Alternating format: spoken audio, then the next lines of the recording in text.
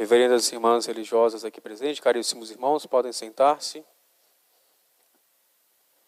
Hoje nós escutamos palavras de Nosso Senhor que nos devem trazer ao nosso coração uma certeza tão profunda sobre o amor de Deus em nossa vida, porque justamente quando Deus ele indica um caminho para nós, Ele faz isso justamente porque Ele nos ama. Assim como o Pai faz com seus filhos, dando instruções de leis, de não fazer, de não colocar a mão no fogo porque queima, Deus também realizou estes mesmos mandamentos. Então nós muitas das vezes pensamos que as leis de Deus são para tirar a nossa liberdade. Se nós fôssemos recordar a lista dos 10 mandamentos, nós vemos ali no início de todos o que? Além do primeiro, é claro, nós temos um não. Nós temos ali não pecar contra a castidade. Nós temos, portanto, alguns nãos em nossa vida. Mas justamente esses mandamentos da lei de Deus nos indicam um caminho seguro para a nossa felicidade. Então nós temos, portanto, meios para chegar ao nosso fim. Assim não é com os animais que já por conta da sua própria existência, eles cumprem o papel da sua natureza. Nós não precisamos falar para uma onça que ela deve caçar para poder se alimentar. Nós não precisamos falar para os peixes que eles precisam nadar, porque justamente eles fazem isso por conta da sua própria natureza. Mas em relação ao homem, nós aprendemos e devemos aprender a fazer uma coisa muito importante que Nosso Senhor justamente hoje nos chama a atenção, que é justamente a capacidade de amar. Nós não aprendemos, nós não nascemos com essa faculdade por conta do pecado original de modo muito fácil. Então nós devemos continuamente aprender a amar. Nós vemos a falta de amor que vai ser justamente uma das condições nas quais as pessoas não acreditam no amor de Deus, porque hoje quanto mais nós temos uma sociedade que vai sendo destruída por conta do consumismo, por conta de uma imoralidade sexual, nós vemos tantas impossibilidades de ser amados. Então as pessoas, por conta desta falta de amor, sentem também uma necessidade profunda de ser amadas. Então nós deveríamos procurar aquele que nos amou primeiro, e essas pessoas, por conta dessa incapacidade de perceber e de se sentirem amadas, elas não conseguem sentir a presença do amor de Deus nas suas vidas.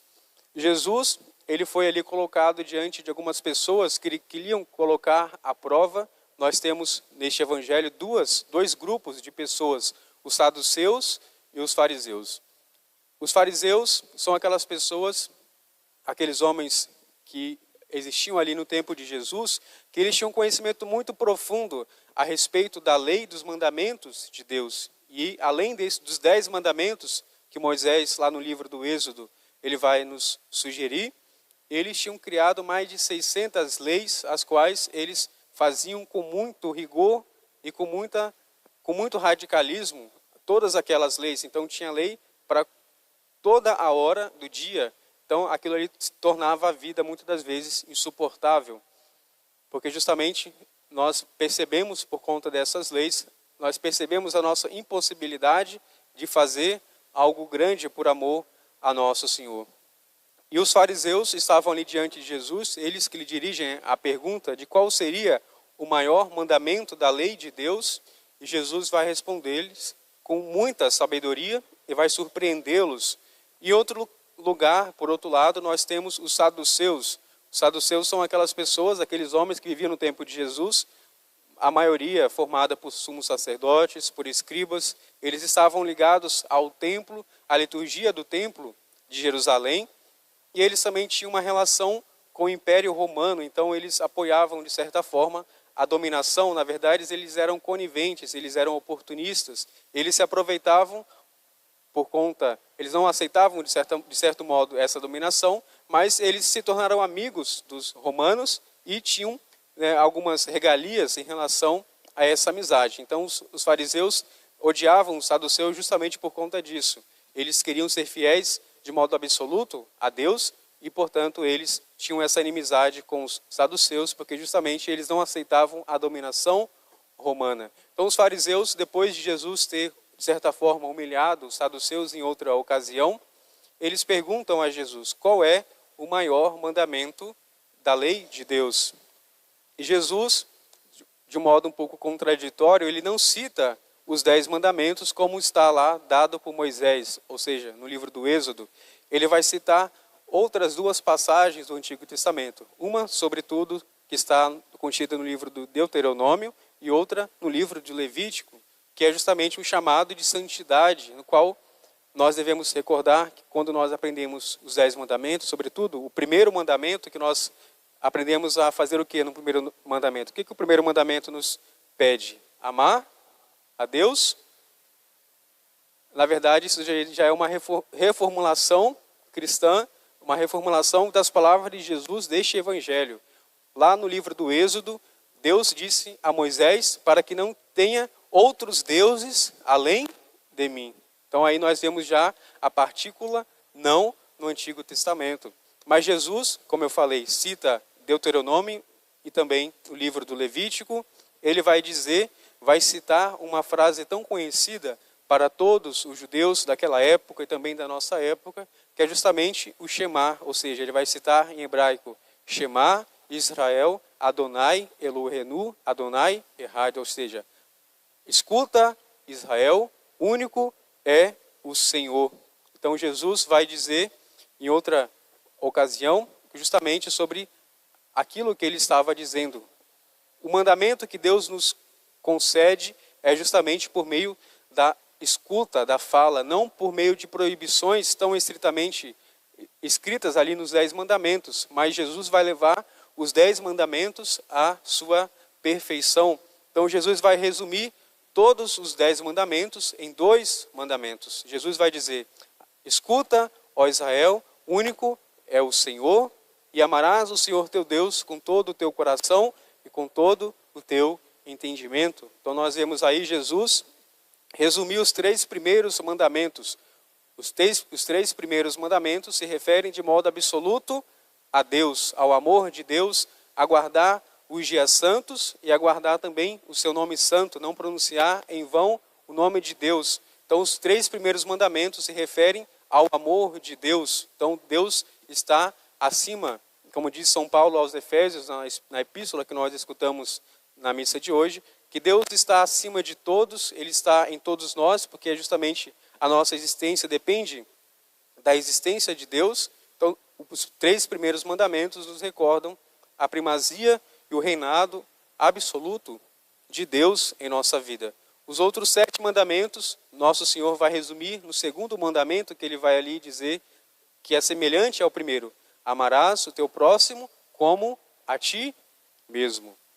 Nós, portanto, temos aí já resumido de modo tão sábio por Jesus, modo tão simples de fazer, e justamente quando nós queremos colocar a nossa atenção, o nosso olhar nos nãos que os mandamentos nos fazem, e muitas das vezes nós queremos colocar o nosso progresso na vida espiritual, a nossa santidade, a nossa bondade, justamente em não fazer certas ações que são proibidas. Mas isso não basta para nós. Nós devemos nutrir dentro do nosso coração o amor de Deus absoluto, o amor de Deus que deve reinar dentro da nossa existência, dentro da nossa história, das nossas famílias, e também o amor ao próximo, que é muito semelhante, como Jesus disse, ao primeiro, é justamente que resume todos os outros 7, e os fariseus ficam assustados por tamanha sabedoria, porque Jesus não vai citar os 10 mandamentos, como eu disse, mas ele vai resumi-los sobre uma palavra tão importante que define também a pessoa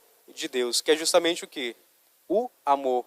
Quando nós buscamos estar em amizade com Deus, nós buscando uma amizade mais íntima com o Senhor, nós muitas das vezes colocamos os nãos em nossa vida. Mas isso não basta para nós estarmos à presença de Deus buscando a santidade. É algo muito grande, sim, é claro, mas deve reinar dentro do nosso coração a gratuidade do amor a Deus. Então, mais do que dizer não a algumas coisas, nós devemos dizer sim a Deus, ao amor de Deus em nossa vida. Então, justamente, os mandamentos, portanto, eles têm um aspecto um tanto negativo, não que eles sejam maus, é claro, estão ali contidos para serem observados, mas eles por si só não dão a completude da lei, a qual somente Jesus vai ensinar a cada um de nós a amar a Deus sobre todas as coisas, sobre todo, portanto, sobre tudo aquilo que nós acreditamos em nossa vida, sobre todas as pessoas. E o amor ao nosso próximo, muitas das vezes nós vemos essa triste realidade, na verdade, que quando as pessoas começam a se relacionar com Deus, elas dizem amar muito a Deus. Então elas começam a rezar muito também. Já dizia aquela frase, quando uma pessoa reza muito, o santo até desconfia. Então, essa pessoa, quando não tem o amor ao próximo, nós vemos justamente o quê? Que este amor a Deus, que devia estar sendo traduzido pelo amor ao próximo, o amor aos nossos irmãos, eles vão colocar em xeque, vão colocar, portanto, a nossa falsidade diante da nossa existência. Então nós devemos, se nós dissemos que nós amamos a Deus, nós devemos também amar os nossos irmãos por amor a Deus. Então nosso Senhor vai resumir os 10 mandamentos justamente nessas duas fórmulas que devem ser seguidas por cada um de nós. E como que nós podemos amar a Deus de modo ordinário, ou seja, todos os dias da nossa vida? Nós temos aí, é claro, a assistência à Santa Missa aos domingos, mas sobretudo, nós devemos criar dentro do nosso coração uma amizade profunda em amar a Deus. É claro, evitando os pecados graves, mas aumentando o amor dele, a sua vida em nós, nós estaremos mais próximos a nosso Senhor.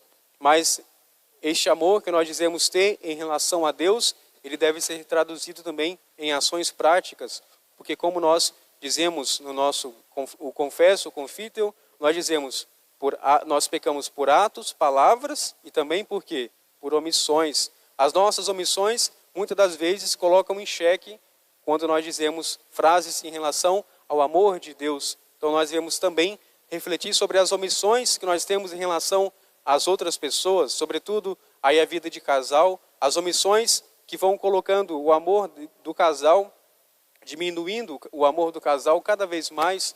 Nós também temos o amor dos filhos pelos pais, dos pais pelos filhos. Então, justamente, nós vamos colocando de modo rotineiro certas indelicadezas a respeito das pessoas mais próximas a nós. Porque amar uma pessoa que nós não temos tanto contato é muito mais fácil, porque não tem tanto atrito entre a nossa personalidade e a personalidade da pessoa, mas é mais difícil amar a pessoa que está sempre ali ao nosso lado, seja dentro da nossa casa, os nossos familiares. Então nós somos chamados a colocar em prática certas delicadezas que dentro do namoro, dentro do noivado também, eram coisas comuns na vida do casal, ou seja, dizer que ama, demonstrar o carinho, o amor, mas nós vemos que este amor vai se esfriando. Em relação ao amor de Deus também acontece a mesma coisa. Nós não podemos nos acostumar nunca sobre a presença de Deus. Deus deve estar dentro do nosso coração e no nosso pensamento.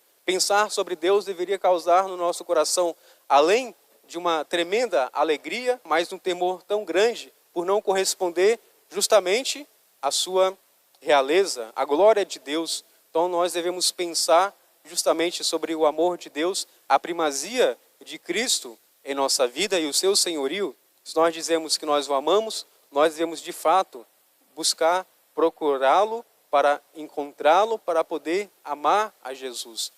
Nós devemos constantemente colocar as nossas vidas, as nossas consciências, as nossas ações, refletindo justamente sobre o amor. O amor deve ser uma ponte, deve ser, portanto, uma chave que nos liga a Deus. E quando nós não colocamos e não temos amor, nós não poderemos amar a Deus, que é justamente o amor por si mesmo, também não teremos a capacidade de amar o nosso próximo. Nossa Senhora, que nós celebramos também hoje, fazemos a sua comemoração de Nossa Senhora das Dores.